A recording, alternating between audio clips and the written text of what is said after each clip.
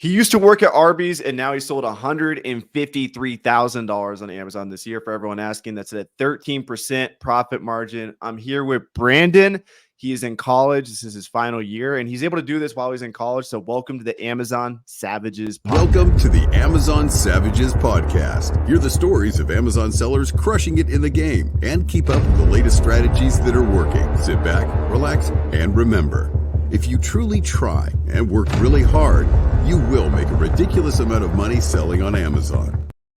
But you actually have to try. You actually have to put effort in. I'm here joined with Brandon, and he's at school. He's worked at Arby's. He's doing all these other things, and he's still been able to sell 153,000. That just goes to show you can still do other things and sell on Amazon. But if you truly commit, imagine if you were putting 100% effort towards Amazon. Imagine what your results would be. You're at 153,000 doing homework, doing, going to class. You're having to do all these extra things. Imagine if you give 100% effort. So welcome to Amazon Savages podcast. Excited to have you here and dive into your story, man. 100%, man. Thanks for having me, Romer. So, dude, it all started in high school in 2018, where I was working at Arby's, and I knew I had to go into college. And I remember that picture, man. You remember? You posted like a pic. I thought it was McDonald's, but you posted some picture of you fast food, and you're like, now I'm doing like you're like 100 in Amazon sales or something. You're like, made it. I know, dude. At that time, dude, I really got hooked when I got like a $25 sale, and I'm like, no way, it's crazy. Yeah. Not even minding the profit or anything. But it feels so much better though than that whatever you're making at Arby's, $15 an hour. A $25 sale on Amazon feels 100 times better than a $15 an hour wage, even though you're probably making more at the minimum wage job starting out. Right. It feels better. Well, dude, at the time I was making $8.50. Okay. So, it was, it wasn't with the $15 or anything. So it was crazy that, $25, I was hooked. And I think it was actually 2017, it was 2017. And I said I wanted one sale on Amazon, at least just one sale online. That's such an interesting goal. Yeah, it was bizarre. I didn't get it. And this is crazy. And it was literally, I had some Captain America, like random toys. I actually created my own listing on Amazon. I didn't piggyback off anything. It was bizarre. I was like treating it like eBay, which I had to find out. But I listed it, and I'm sitting there like, whatever. Like, I just want to get out of here. And I got a sale on December 30th of that year, and I felt amazing. I'm like, no freaking way. Like, I don't know what the profit was, but I was like, and how old are you at this time? 17. 17, okay. 17 or so, 17. And I was like, oh my gosh, like I sold something online. So in my senior year in 2018, I was like, I got to find different ways. So I was hitting garage sales, and I was just selling random stuff, toys or whatever. This was far before books or anything, and I was just flipping stuff, and it was cool because I was like, I'm actually, and it wasn't a lot, it really wasn't, but like it was like the fact I could turn $1 into 10, and then that into 20, 30, 40, and so that was really cool, just getting the experience. But as college came up, I was like, I'm working this job as well, and I was doing nights, so it was a terrible schedule. There was no way I was going to be able to attend classes and anything functioning. I'm getting out at like 2 a.m. So I'm like, all right, so I need to find a way to work on my own time and just be very flexible with it. So I started hitting garage sales harder, and I made the decision. I wanted to understand what it is to not have money, and I didn't at the time, but thankfully I was living with my parents, and I wanted to know what it felt like to struggle. So I said, you know what, I'm just going to quit my job. I have a little savings. I think it was like 2,000 or something, just from the job and everything. And, and so I was like, I'm going to take this money. I'm going to start flipping at garage sales. And I quit the job. I started attending. Are you like watching Gary Vee at this time? Because you're one of the younger dude. You're so lucky. Like, I didn't really have that growing up. I didn't dude, in high school, all I cared about was wrestling. In college, all I cared about was wrestling in school. Right. But garage selling was kind of cool for you guys. Like it wasn't like a weird thing to do. Because Gary Vee's out there like, you gotta fucking get like 25 cents. No, but it's so crazy because I was doing that. It was exactly. And like I was doing it, and I didn't see Gary Vee at the time. Then just the idea of like business and finance, like I was thinking these things. I'm like, I want to do this. Then I really did hear about Gary Vee and I'm listening to him and I'm like, wait, there's other people that like speak this language. Like this is not just the not to be a main character, but like I was just like, there's other people that talk like this, and I Yeah, started and really he's like charismatic, cool, like obviously yeah, like a savvy business guy, like not a fucking dork, right. Like when you think of the Exactly. classic eBay like person, no offense to eBay people, this is like Steve Rakin's audience, but I Right. have a very specific person that comes to my head. Somebody Sure. who's got like tons of stuff in their basement. They got like toys, like they're just obsessed with like a bunch of weird things, and like Oh they yeah, probably just don't. a They bunch of random shower knowledge. once every 3 days or something. Right. Yeah. Just So straight hustling. Yeah. yeah, to see Gary Vee like a younger, cool guy going out and like obviously he's like really business savvy. I feel like it gave us permission to go harder on the things we're Sure. doing naturally. I think it validated it for sure, 100%. Yeah, it added like a big face to it, and so I doubled down, and I'm not gonna lie, waiting between classes, that's when I learned. I was literally at that point, sales weren't doing good. It wasn't garage sale season. I was literally making like $20 a week, way Hmm. compared to like my work and stuff like that. And I was like, okay, going out is great, and I might find a cool $50 item, but I need to find a way to find a consistent source over and over and over again. And that's actually when I followed you. And I was like, who's this guy? Like, I didn't know what to tell him. Like, who is this guy selling books? Are you kidding me? Hmm. Like, there's no way. I'm like, no. And then I see you talking about the scanner and then Scout IQ and everything. And I'm like, there's just no way I'm going to do this. And so I gave it a shot. And I'm seeing you talk about hitting Goodwills and thrift stores and going out sourcing. And I started doing it with the Amazon Seller app. I did not have the scanner at the time. I scanned by hand every single book at a library sale or whatever, and people are looking at me weird. And I'm just like, I don't even have the money to buy the tool yet, And Yeah, um, dude, I will say this: like using the phone version of Scout IQ is actually really good now. They have something it's called really speed mode, and you can okay. just scan like continuously. Like I don't even like using the scanner anymore. Really? Oh Yeah, wow. Okay, I may need to jump on that. yeah. Because at the time it was just Amazon Seller app connection would be bad or whatever. Hmm. So I started doing that and I started finding books like $20 book, $30 book, and then I'm walking out with boxes of books and I'm like, okay, so I found the thing. Now I need to double down at it. And so I was doing that for a while, and then And you're sending all these FBA. FBA, 100% FBA, um, which was great. But I now realize I was also missing out on other stuff that I'm sure like antique books and all that kind of stuff. But I Hmm. was scanning through, which is awesome, and that's how I built up my capital a good bit to start really investing in books. And I remember at the time, spending $100 on a bunch of books was like scary. I'm like, oh my Yeah, gosh, what did I just do? But yeah. then you trust once I got Scout IQ and the scanner, like you start just trusting that, okay, you have the sales rank and all these data that's backing it up, that you have confidence in the product you're buying. Hmm. So yeah, I started doing that, and I was like, I have books now, I'm getting books, I want more. And I was doing that for a while. I was just pretty much doing it the hard way, which is just driving everywhere and trying to find books, and sometimes you just wouldn't score. Hmm. Sometimes you would.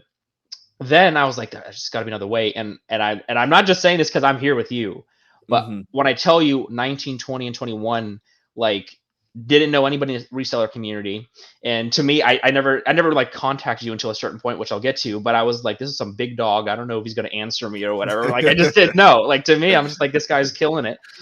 And but I heard you say you want exclusivity, you want backroom access, and I remember the video, and I remember what the thrift store looks like when you put it. Hmm. And I'm like, okay, I need to do that. And I tried at this stores for a bit, and I did it. It went well. But what it really happened was I took that advice and hit estate sales, and that's where I got to now, where I wanted to start buying out estate sales pre-sale, before anyone got their hands on it, because like you said, you don't want everyone scanning. This is all brand new stuff that no one's going to be taking a look at. And I want to give it a shot, so I found one person that had a ton of books. And from there I was like, okay, I've never done a bulk buy, as you used to say, and before. So I gave it a shot, and I said, I don't think this guy's going to contact me, but I'm just going to go ahead and send it, because I'm going to go out there. And I remember I sent the video, like I sent a DM on Instagram, and I'm like, dude, I'm about to go take a look at these books. Like, do you have any Hmm. advice about bulk buying? And I'm not kidding, guys. He got back to me in 10 minutes. You got back to me in 10 minutes. I looked, I was filling up gas on the way. I looked at my phone and I'm like, no freaking way this guy contacted me. I just, the reseller community is awesome. I just didn't know at the time. And, and I'm like, this guy literally said, and you just dropped some great advice about what I should do, about just scanning a shelf of books, just kind of getting a test idea of what kind of profit you're looking at. And as all this stuff. You'd be surprised. Like, it's actually kind of rare that I get a message that specific.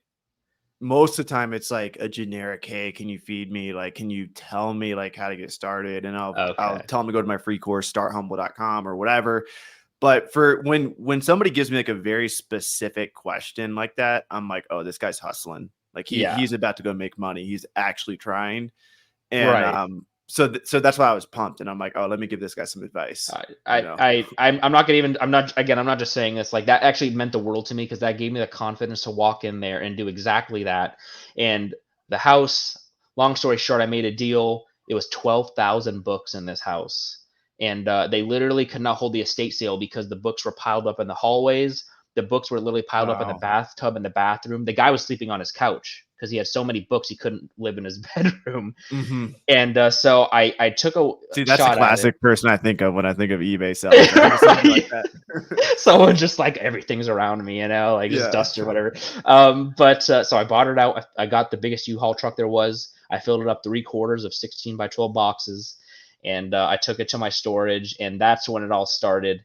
And it was literally because I sent a message to you, and you got back to me, which was awesome. Do you remember how the books were, like when you started going through them? Yeah. So the thing was like, the books were good. Because I don't know if you ever heard of there was a bunch of brand names that I wasn't like didn't know at the time, like Modern Library, like classic literature like that. And this is what the guy had. He had a lot of classic literature and and just more antique books. So that's why it was kind of scary, because a lot of it didn't have barcodes, which was what I was used to. So I was kind of just jumping into, surely I'm going to find something. And that's before I was doing antique books or anything like that. That was just strictly Amazon. And so I took it back, and I'm scanning the books. I'm honest, quite frankly, at the beginning, I was just tossing non-barcode books because I was like, that's not worth anything. There's no way. And that's around the time where I understood the reseller community of it, because I messaged you. And then that's when Max from Common Ground Finds reached out to me. And that's when he's like, whoa, like, dude, don't throw out these antique books. That's where the big money is. I'm like, what? No. And so he really started guiding me through it. I'm like, who's this random guy, from the same state I am, saying he could teach me how to find, sell books another way. And I'm like, okay. And sure enough, he helped me out an absolute ton. He's one of my mentors of mine, because he's been teaching me how to classify what's a good book and what's a not good book, just based off a topic and publisher. And that was a massive help. But so from that point on, I started buying out estate sales, and I started working with about 7 estate sale companies, and I was buying out houses per week. And that's when I started understanding the good hybrid model of FBA and antique books on eBay. And that's why I really capitalized. Out of that 12,000 in books, what do you think was like FBA profit, and what do you think was like antique book profit realized to this day? Yeah. Oh man. I don't even know if I could put, because so I actually spent, which wasn't one of my better deals, but I just want to get into it. I spent $3,500 on 12,000 books, which that was obviously very scary to me, because I've never spent that much money on something. Yeah. But when you put it down, per book, I mean, it's like roughly 30 cents a book. And yes, the majority of books aren't good, but there's only a couple books potentially that will make back that money. I mean, 3,500 is a lot, but I needed to realize at the time, I put a number on it. I don't know, because there was so many over time that like they were selling over time. I mean, definitely. Oh yeah. Now I think about definitely thousands plus over the 3,500. And I found out that 3,500 probably was actually a little more than I should have spent for those kind of books. I found out, but it's still a great deal. But I just wanted to get my feet wet and understand, just so I could tell people, yeah, I work with estate sale companies now, because before I couldn't do that. And as soon as I was able to have the confidence to say that, people started buying in and understanding the convenience of clearing up shelves and everything. Yeah. But from that deal, I can't tell you, because I was just disorganized, because I just didn't do bulk like that and stuff. But I mean, definitely into the thousands, enough where it gave my bank account a much needed boost to buy more stuff. So Can you talk a little bit about, because we got a lot of booksellers listening and we got a lot of online arbitrage people listening too. I'm sure a lot of people are going to be interested because you talked about antique books. What's your experience working with those? What kind of things are you looking out for? Obviously, we'll link Max below. Max's name's always his name always comes up. yeah, he's But amazing. if you've done around 10 to 15,000 sales this year just off antique books, and those are books that you probably wouldn't have made any money on otherwise, you probably just would have thrown them away, right? Right, absolutely, absolutely. That and back when I was just scanning stuff, absolutely. And getting into the antique stuff, I started finding out that what FBA books is great, and that's what I was doing for a long while.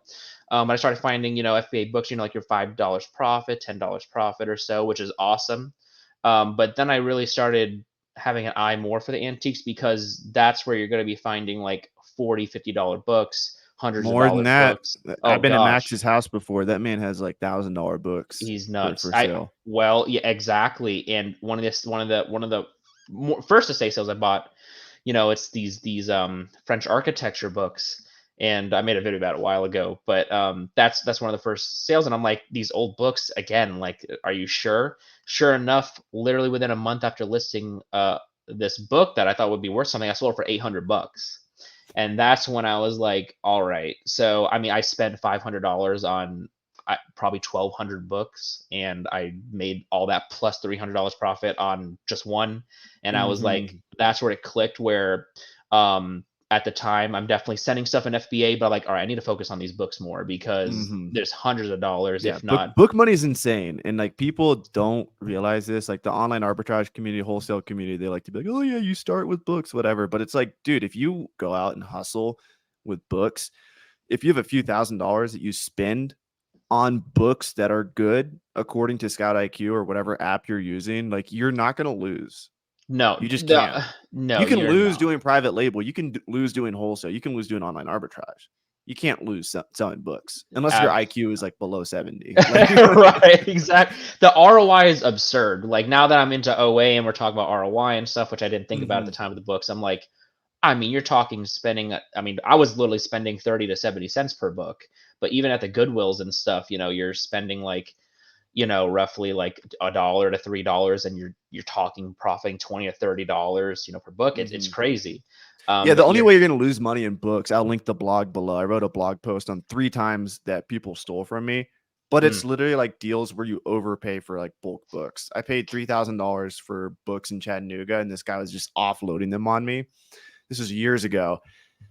And in hindsight, it was so obvious he was trying to scam me. But if you're buying books that turn green according to Scout IQ, you can't lose. You're right. only going to lose if you get scammed or something.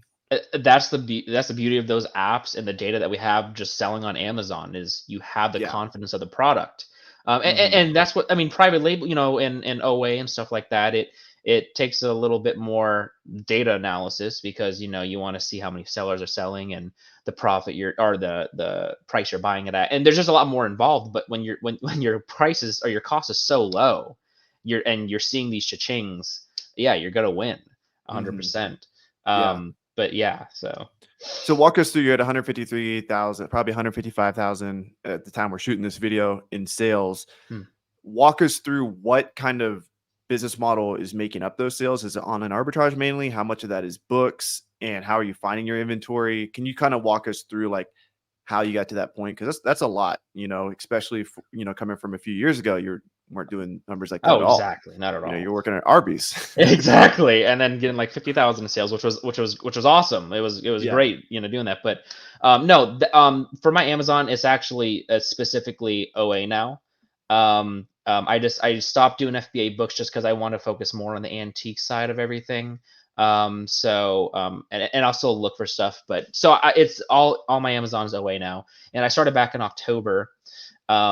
Because that's when another friend of mine that which is Miles, I'm seeing this kid that's almost the same age as me. I've been following him for forever too, roughly around when I started following you. Yep. And I'm seeing him over like the last 2 or 3 years. I mean, just absolutely crushing it. And I have a love for books, but I'm like, now I'm at a point where my main goal was to do private label at the beginning. didn't realize I didn't have enough, or I didn't have enough money, so I didn't went the book route and to build up capital. Then I fell in love with that. But I want to start getting into stuff that I really like, which is working from a computer, or Right. and taking just basic business advice from people like you, where you're saying start delegating tasks and stuff. And I really want to grow a business. And with Mm-hmm. my eBay thing, I absolutely love it, but it doesn't exactly work without me with the shipping. Mm-hmm. I have people that list for me, but it's just with OA, you can really just send it to a prep center and you can Yeah. source from your computer anywhere you Yeah. want. I want a vacation sourced, so but I started that back in October, and it was scary because obviously I was not ready to spend as much money on OA as I do books. And but I ended up doing in November, I think I was starting to hit like 17,000 in sales last November. And December, I think I hit 39,000, I believe, or like roughly 40 or somewhere in there Awesome. in December. And that got me super hyped because for one, I started in October and I bought good products, obviously, but there was some that just didn't sell. I could have bought it at a better price. And so in January, February, March, I really made it a point to start, just really learning what makes up a good product with the data. What kind of keep are you looking for, that kind of stuff, what category. So and just through this year, I've been just trying to understand that. And then probably the last couple months, I did understand that. And now I'm trying to find even better products and trying to build up the systems to make it quicker, which I only just got a prep Mm-hmm. center 2 months ago. Nice. So So what type of sourcing strategies are you using? Are you doing like reverse sourcing? And if you could tell, people kind of what that means, like whatever sourcing strategy, are you doing manual sourcing, coupons? Like what are you kind of doing?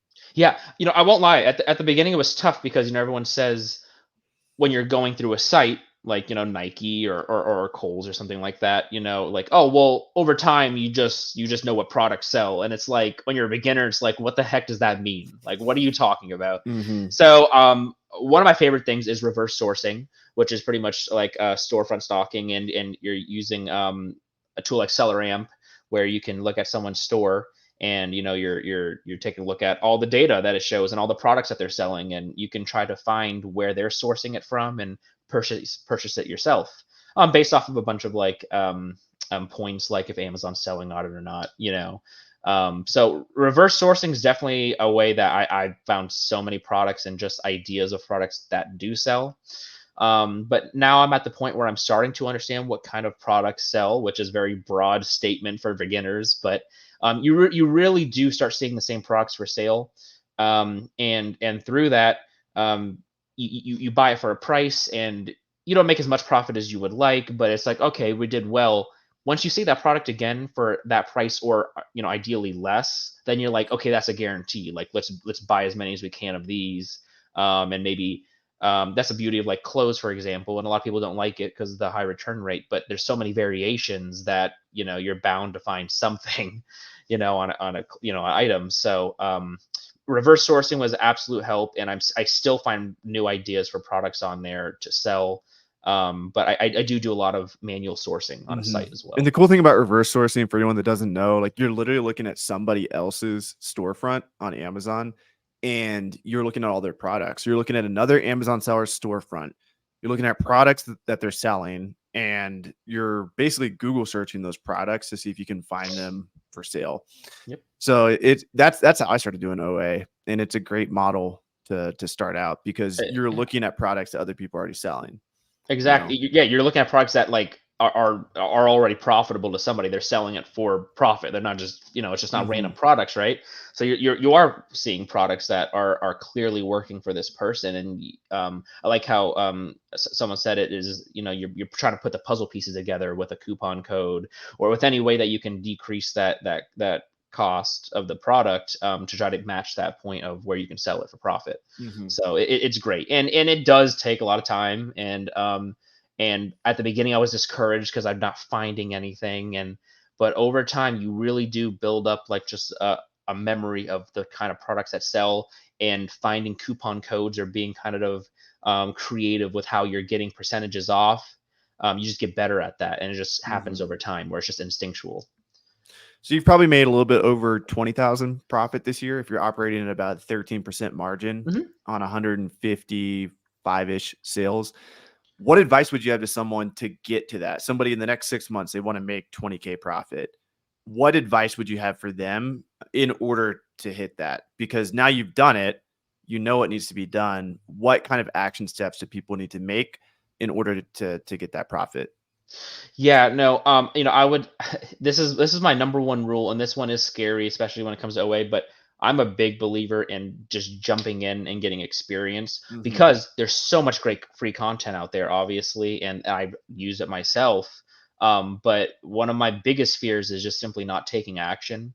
And that's what I've done it with books. That's why when I left Arby's, I'm like, I'm going to sell online. I don't care, what it takes. I'm going to sell online. And I knew that it's going to be tough, but I want to get into it. So whether it's books or like OA, I would strongly suggest just trying to get your feet wet, trying to buy a product, even if it's like just a couple units, just trying to understand what kind of products sell, how fast do they sell, and just getting into it simply and just trying to roll over that money as fast as possible. And number two is the second part, which is viewing the free content and trying to learn from other people's mistakes. Unfortunately for me, one of my strengths is I do learn from my own mistakes, and that's just Everybody what I do. does. Yeah, that's just how does. we are. Like, that's the best way to learn, unfortunately. Yeah. It always hits home where I'm like, wow, I like really messed that up, but next time I'm not going to. It just hits home for me. I don't know why. It's not good, but but that's just what I do. You just jump into it. You try to take as much advice as possible. But you just put in the work and you put in the hours, and you're not going to find profitable products off the rip unless you're lucky. But you'll start to see, once you start building the experience, you start finding a lot more wins a lot more often. And three, which is something I need to do for myself. I literally I'm not very good at it, but just trying to network with other people and learn from other people and getting people's advice in the community. Because I learned from you and Max and Miles and all these other people. Just reach out to people and just ask a question, because you never know what kind of good advice they're going to give you. So right, that's probably what I would do. So you spoke of some mistakes that you've made the hard way. Yeah. What type of mistakes did you make, and what can you share with us so we don't make the same mistakes? Yeah, I can give you examples from books and just OA. Like books, there's just some deals where I paid a lot for really terrible condition books, pretty much, and I'm like, yeah, I'll pay this much, and I'm going, and one of my biggest, it's embarrassing, but I'm scared of spiders. So there's tons of spider webs and stuff, and I'm like, wow, this is a terrible what kind idea. of spiders do you know? I probably like daddy long legs or something, Gotcha. not scary stuff, but I'm like, I don't know if you remember or not, but years ago I had brown recluse all in my apartment. I had that infestation. Dude, it was crazy. I had to move out of Nashville. I was in Nashville. There was 20 plus brown recluse in my apartment. I would go and get books, book pickups, and there would be brown recluse in the boxes of books. And then one time I was on a date. I was salsa dancing with this girl, and I took her to a local Mexican restaurant. And dude, I shit you not, a brown recluse runs across the floor. And I'm like, I look at it, I identify it. I'm like, that's a fucking brown recluse. And I stomp on it. And dude, a month later, I moved to Miami. It not because of that, but dude, I literally couldn't get them out of my apartment. I would go home. They'd be in my apartment. I would I would have to wear shoes in my house. And I would lay down on my bed. I'd be like, oh, thank God. I'm finally here in bed. I look on the ceiling. There'd be a little tiny one on the ceiling, just chilling there. I would go to, I moved next to McKay's used bookstore because I was sourcing books all the time. And my storage unit was right next to McKay's. I would go in my storage unit, brown recluse everywhere. Salsa dancing, brown recluse. I had to get away from them. So I completely understand your fear of spiders, man. Brown recluse. Don't look up brown recluse bites on Google, guys. You'll have a fear of spiders after that. My bad. I cut you off. No. That's a big part. For books, make sure you're checking out the condition of what you're buying. That was my lesson learned from that. It's obvious, but that was actually after I was doing it for a while. But I was like, yeah, we're cool. Well, they look like good books, good topics, and I'm just like, I mean, they were terrible condition. I mean, there's water stains on top of that, and I think bug poison. I don't know what was scattered all over them. It was just overall rough. But when you're starting out, you're like, oh, I can spend money on inventory, and you just that. in and of itself is like a victory for you, you know? Yes. And so you can get blind by like, I'm so optimistic sometimes, especially in my early days where I'd be like, obviously it was a terrible deal. Mm. Obviously, if some grown ass man, he was driving from Chattanooga, Tennessee to Nashville, and he sold me these books for $3,000, and he drove 2 times. And there's a lot of books, and they're all ex-library books. And the first load, I should have been like, dude, thank you, we're done. Because they're all like, the one I'm talking about, the old ex-library, like Yeah. no artwork at all. Like obviously it was a scam. But in my head, I was like $3,000 on book inventory. I'm going to turn this into 10 grand. Right. And it ended up losing like another $5,000 on the whole deal because I had to pay people to go through it and all that. But Yeah. starting out, you can be optimistic to a fault.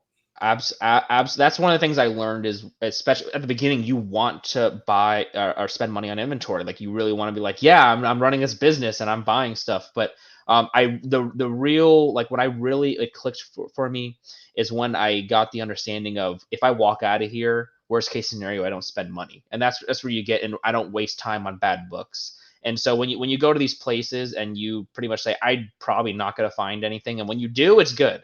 But you get to a point where like you say no more, and that's actually a good thing because you're saving time. But I know when you don't have any inventory or anything, you want to spend that money, you want to have stuff to work on. But you get to a point where your decisions and saying yes to something, it means a lot more value because your time you just don't have a lot of time. So that's a big thing. It's just simply, if it doesn't work out, then it just doesn't work out. Simple as that. Move to the next. What about online arbitrage mistakes? Yeah, I think that honestly came from the fourth quarter. As I said, like I bought great inventory. It sold for profit. Obviously, fourth quarter is the best time of the year for this stuff, for anything really. But there was just items that I was like, well, Amazon's on, but like I'm sure I'll be fine during fourth quarter, and I just simply wasn't getting the buy box and wasn't selling or anything. And it's like, well, I just spend money on inventory that's not selling, so I'm just sitting on it.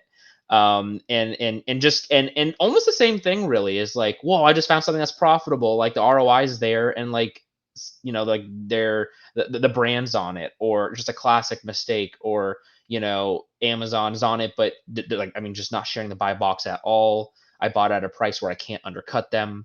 But I was like, spend. Like OA is all about like spending money. I'm gonna make money, and it's like, yes, you spent thousands of dollars, but are you going to get that back even? Like if you buy on the wrong product. So there was some items where thankfully I didn't go deep into it, but I had like 30 units of something that I guess that's sort of deep, but not like 80, but I had like 30 units of something that just wasn't selling because I bought it at a price that other people bought it cheaper and was simply selling less, or Amazon was on it. So that's just a mistake. For those, you really want, you hear about what's your spend goal for the week and everything, and you want to meet that goal, but then you're like, but are you making money or are you losing money on it? So that's what I had to learn. And thankfully I didn't have anything too major.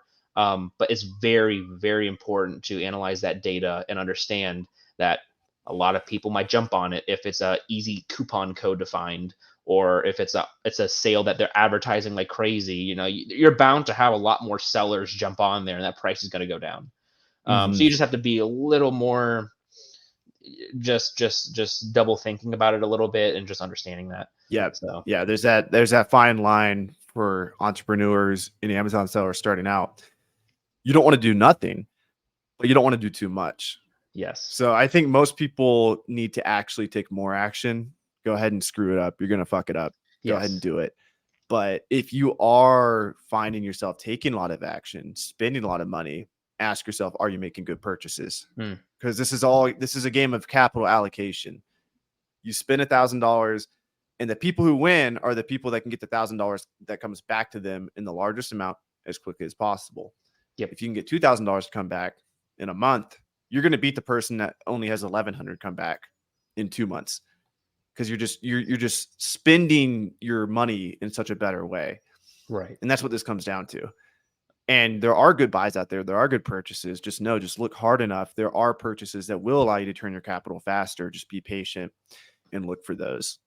That's actually what I need to like learn for myself as well. Like Mhm. going from books again, it's just you're buying stuff for so cheap that that's not a Yeah. big deal. But understanding basic business stuff like cash flow and not having your capital locked up in inventory and how fast is that coming back and all these things, I've had to learn just basic stuff like that for myself throughout this year.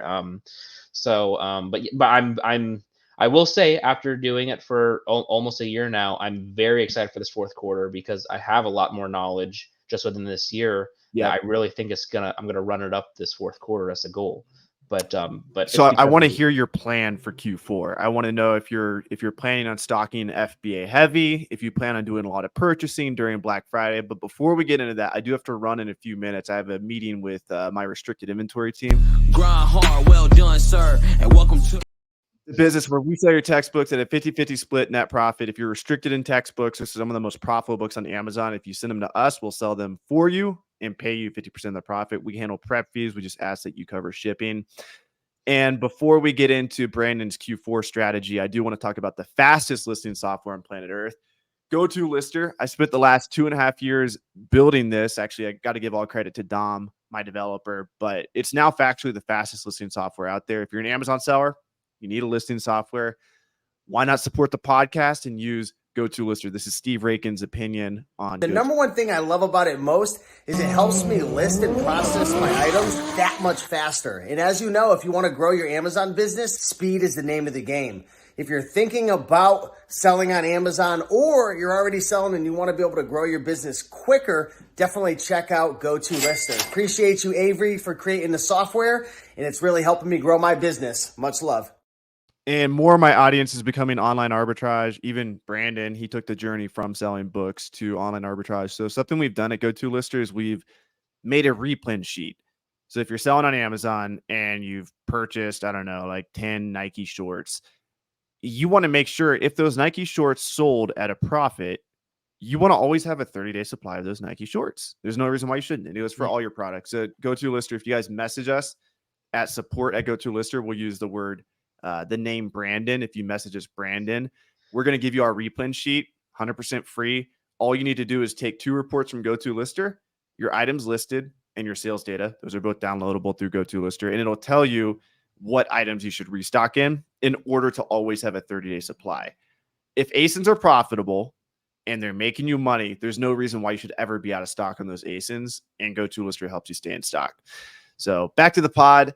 What is your Q4 strategy? And then I really do got to run in like 1 minute because I do have to meet with my team. So no, that's fine. Yeah. No, Q4 strategy is literally just doubling down on products that I already know are selling. I do know how to do like reverse sourcing and seeing what people are jumping on, because the beautiful thing about it is everyone knows that you can buy stuff the cheapest during Black Friday and around that month and sell it for the highest during Black Friday and early December. So pretty much doubling down on what I know, trying to like build sheets of new products that are potentials and just really going ham. And I am going to run my spend up for this Q4 just because this is just the best time, and even products are going to be selling like crazy. So talk a little bit about that spending money. You plan on spending money on Black Friday, Cyber Monday. Are you going to focus a lot of your spend on those days?